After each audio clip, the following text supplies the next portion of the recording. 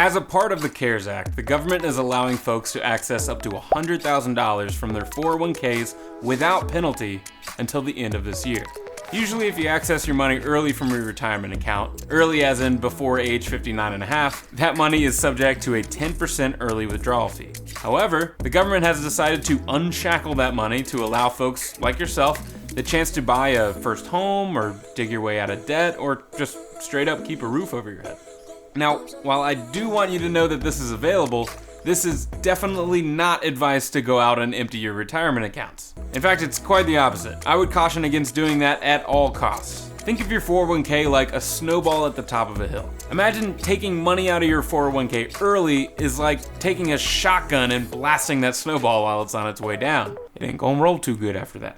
Now, as a good rule of thumb, COVID or no COVID, cares or no cares, if you're in your 20s, you're gonna lose about $100,000 in retirement for every $10,000 you withdraw from your 401k early.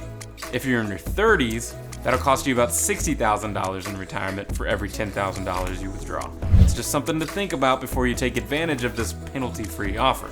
Now, in the case that you may only need this money temporarily, such as keeping up with bills or just replacing your income, you may be able to instead take a loan from that retirement account. And as a part of the CARES Act, that loan will not be subject to income tax as long as you pay it back within the next 5 years. Although whatever you borrow will be subject to interest. But in that scenario, you are essentially your own bank.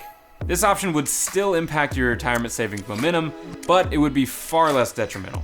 Now, I'm sorry if this video seems like it's mixed advice. I'm certainly not trying to confuse anyone. I just want you to be informed of the current options that are out there, but I also want you to be aware that even though there may not be penalties, there are still consequences. So always be sure to exhaust all other options before ever diving into your long-term investments.